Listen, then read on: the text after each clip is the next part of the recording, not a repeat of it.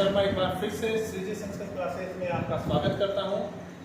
इस बार मैं कोई पर्टिकुलर कोई टॉपिक न लेकर ये यहाँ पर कारक प्रकरण जो मैंने पिछले वीडियो में बताया है उस वीडियो के कुछ एग्जाम रिव्यू लेकर के मैं यहाँ पर आपके सामने आया हूँ। अब इसमें एग्जाम रिव्यू का तात्पर्य ये है कि जो परीक्षा में अब तक आपको पूछा गया है या जो परीक्षा में जिस प्रकार के प्रश्न पूछता है उसके बारे में चर्चा करेंगे। जैसा कि मैंने पिछले वीडियो में बताया आपको कि जिस प्रकार के प्रश्न आपको पूछा जाएगा, किस प्रकार से आपको उत्तर देना है, किस प्रकार से आपको जो है वहां लिखना है, किसी प्रकार का कोई कंफ्यूजन नहीं है। आपको निसंकोच वीडियो को ध्यान से देखें। इसमें ये 5 से 10 मिनट का वीडियो रहेगा। इसमें आपको बहुत अच्छे से समझ में आएगा, कोई भी दिक्कत नहीं होगी, कोई भी परेशानी नहीं होगी, ये मैं आपको विश्वास दिलाता हूँ। उससे पहले आप चैनल को सब्सक्राइब जरूर कर दें ताकि आपको आने वाला नोटिफिकेशन जो है वो आपको सबसे पहले मिल जाए। अब देखिए जो आपके प्रश्न जो है वो इस प्रकार आएगा। रेखांकित पदानाम विभक्ति तत् कारणम च लिखत। भाई आपको रेखांकित पद गहरा करके देगा या फिर उसके नीचे अंडरलाइन करके देगा, जो पूर्व में वीडियो में मैं आपको बता चुका हूं। रेखांकित पदों में विभक्ति और उसका कारण भी आपको बताना है। ये माध्यमिक शिक्षा बोर्ड परीक्षा जो 2023 में लेटेस्ट हुई है उसमें आया था। देखिए उदाहरण है, जलम विना जीवनम न संभवति। जलम बिना जीवनम न संभवति। देखिए जलम के नीचे अंडरलाइन करके दिया उसने और इसके जस्ट आगे आने वाला पद क्या है? बिना। तो आपको यहां लिखना है बिना योगे द्वितीया विभक्ति। बिना योगे द्वितीया विभक्ति। देखिए इसमें पहले विभक्ति बताना है, द्वितीय विभक्ति, फिर आपको कारण लिखना है बिना योगे। ये बात ध्यान में रखिएगा, जैसा प्रश्न पूछा उसी प्रकार जवाब देना है। विभक्ति बताना है तत् कारणम च लिखत और उसके बाद में कारण लिखना है। तो द्वितीय विभक्ति बिना योगे।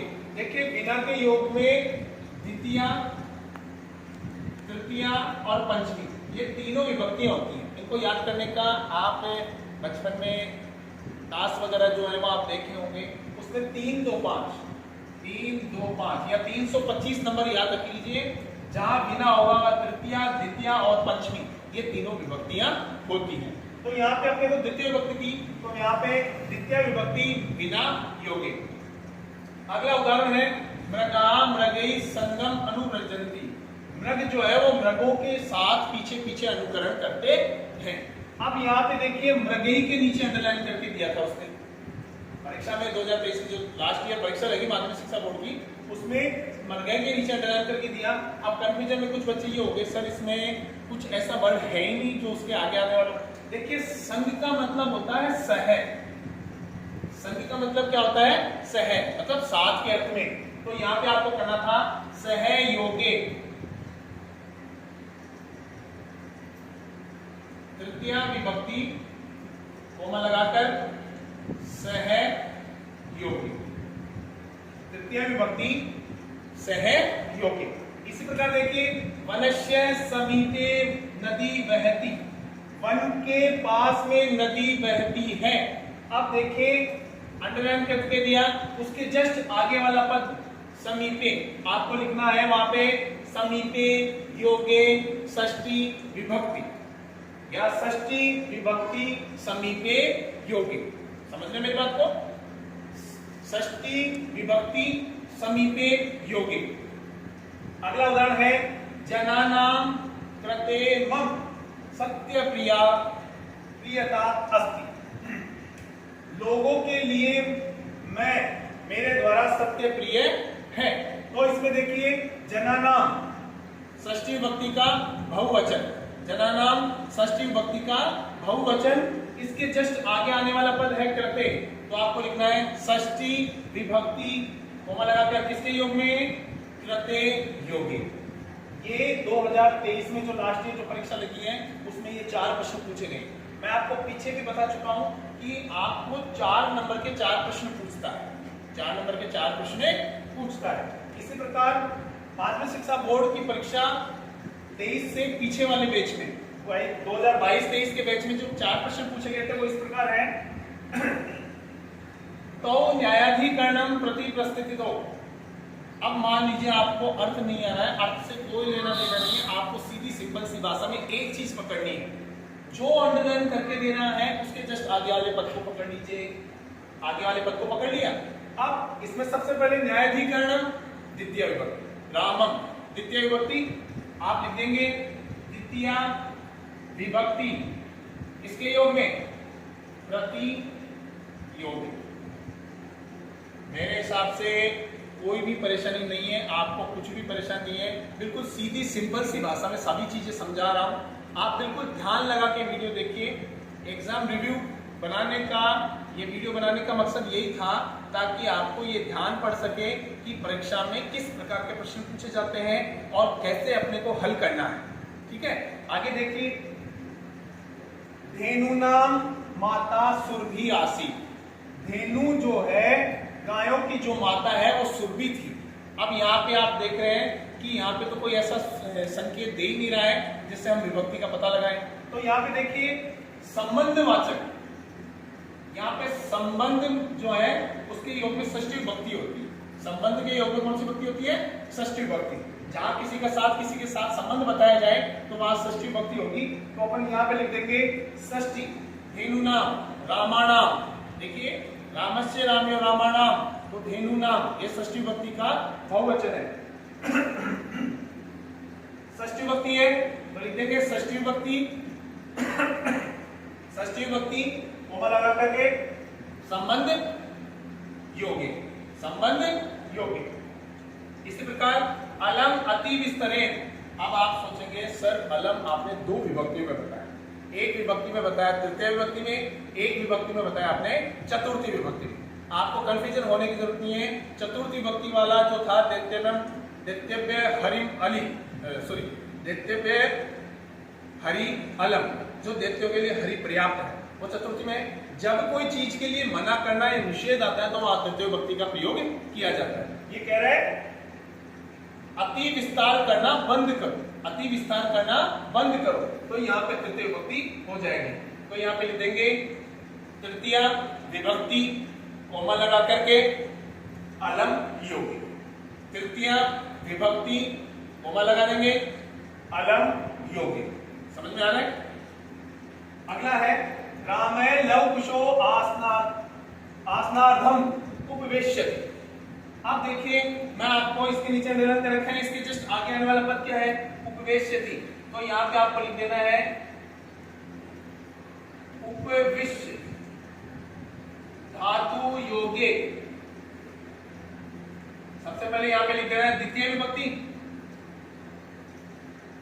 द्वितीय विभक्ति कोमा लगाकर उपविश्य धातु योगे। देखिए मैं आपको पूर्व में भी बता चुका हूं, जहां पर भी उपसर्ग दे दे कोई भी धातु से पहले निसंकोच वहां पे द्वितीय विभक्ति है। ये बात गांठ बांध के रख लीजिए। मैं फिर से बोल रहा हूं, जहां पे भी कोई भी उपसर्ग युक्त धातु दे दे तो वहां पे निसंकोच द्वितीय विभक्ति ही आएगी।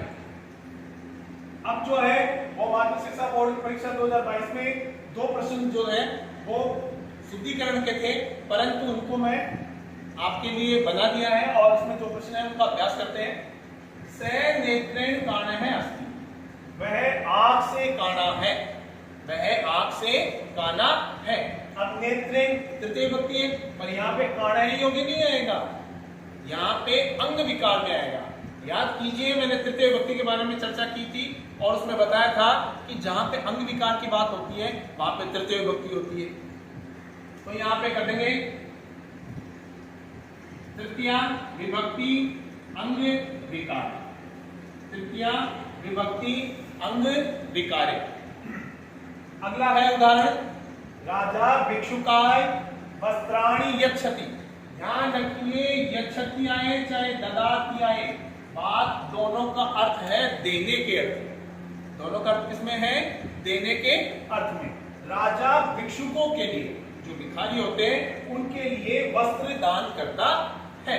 राजा जो है वो भिक्षुकों के लिए वस्त्र दान करता है। तो यहाँ पे आ जाएगा चतुर्थी चतुर्थी विभक्ति, कोमा लगा देंगे, किसके अर्थ में? दान योग्य, दान योग्य। मैं फिर से बोल रहा हूं, यहाँ पे ददाती आए चाहे यच्छति आए, दोनों दान देने के अर्थ में आता है। दोनों किस अर्थ में आते हैं? दान देने के अर्थ में। अब 2021-22 में जो प्रश्न पूछे गए आपसे माध्यमिक शिक्षा बोर्ड में, उनके बारे में देख लेते हैं। अलम विवादेन, अलम विवादेन, मैंने आपको बताया था जहां पे भी किसी चीज के लिए मना करता है, किसी चीज के लिए निषेधवाचक पदों का प्रयोग करता है, वहां पे हमेशा याद रखिए तृतीय विभक्ति का प्रयोग होगा। कौन सी विभक्ति का प्रयोग होगा? तृतीय विभक्ति का। देखिए, अलम विवादेन, झगड़ा बंद करो, ये मैंने आपको जब कार्य प्रकरण बताया था तो उसमें चर्चा भी की थी कि अलम विवादेन, अलम हसितेन, ये उदाहरण मैंने बताए थे। तो यहां पे कर देंगे तृतीय विभक्ति, कोमा लगाएंगे, किसके योग में? अलम योगी, अलम योगी। ध्यान में रखिएगा, शॉर्ट एंड स्वीट तरीके से जैसे मैंने लिखा है च वी, ऐसा नहीं लिखना है, पूरा लिखना है तृतीय विभक्ति, त्र वी नोट लगा के मत करना, पूरा लिखना है तृतीय विभक्ति अलम योगी। ठीक है, इसके बाद अगला वर्ड है ग्रामस्य,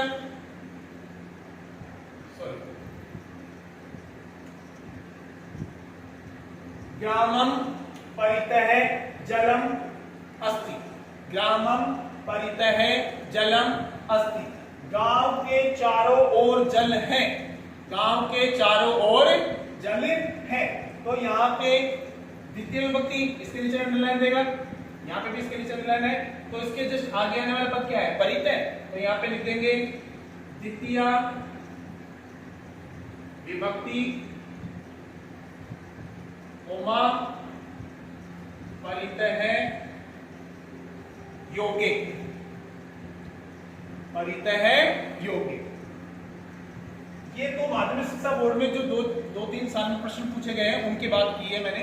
अब यहाँ पे कुछ मैंने 3 उदाहरण दिए जो मुझे लगता है कि ये परीक्षा की दृष्टि से बहुत ही महत्वपूर्ण है, जो आपके लिए बहुत रामबाण सिद्ध होने वाले हैं।